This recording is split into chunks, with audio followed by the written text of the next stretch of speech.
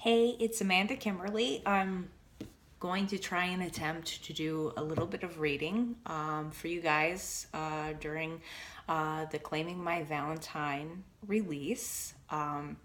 This will be a reading from actually a book that will wind up being released during March. And it's part of the Forever series, which the book that's called Forever Cherished is from. And I hope that you will like it. Just a little bit about my office.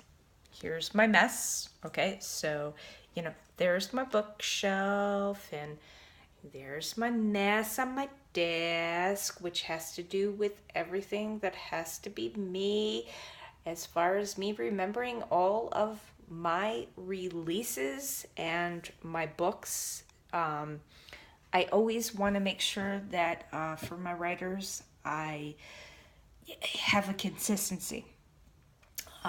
So I sit there and I'm constantly, researching, making sure that I'm totally correct.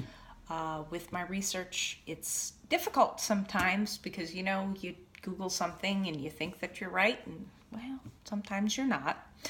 So I try and make sure that everything is Googled correctly, and that's why you see all these sticky notes, because I want to make sure, that I correct it with every book and make sure.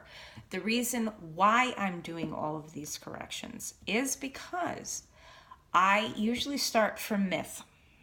Always start from myth.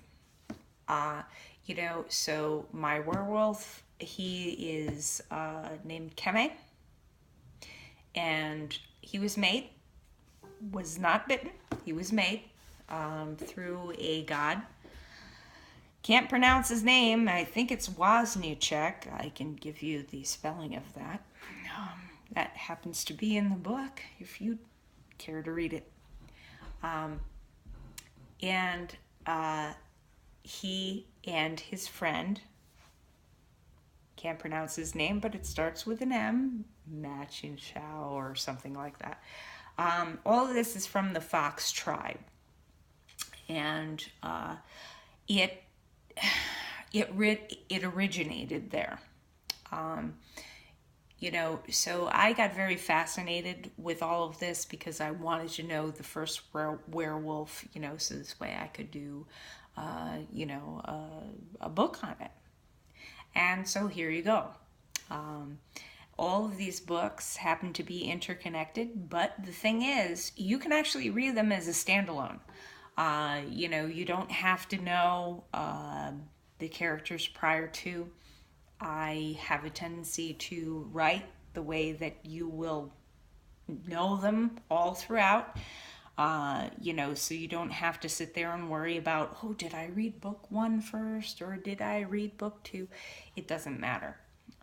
Each book basically spans throughout a lifetime of the people that are in the book, the characters that are in the book. So if you don't happen to read it, doesn't matter. All right, so here we go. Lilith may trust Dracula, but Alec was not so sure if he could, especially after seeing a book of this magnitude on Dracula's shelves. He knew he should show Zhang the book, but he also got a little curious about the rest of Dracula's library. If he had a book like this, what else did he have? He went over to the shelf that was closest to him and pulled a dark green colored book off of the shelf. The book's binding looked just as worn as the other, and it was also titled The Shadow Book of the Vlads. He thumbed through that book and found a spell to give a vampire an heir. Alec rubbed his fingers across the title of the page and murmured the words, "An heir? Is it even possible?" It was the one thing that he hated Lilith for the most. She denied him the chance of an heir by sentencing him to walk the earth as her bastard. He decided to dog-ear the page for a future reference. It was a definite spell he would be interested in at a time when he had someone he loved enough to call a family. As he closed the green leather book, he saw Dracula appear. I see that you have made yourself at home. Well, it is okay.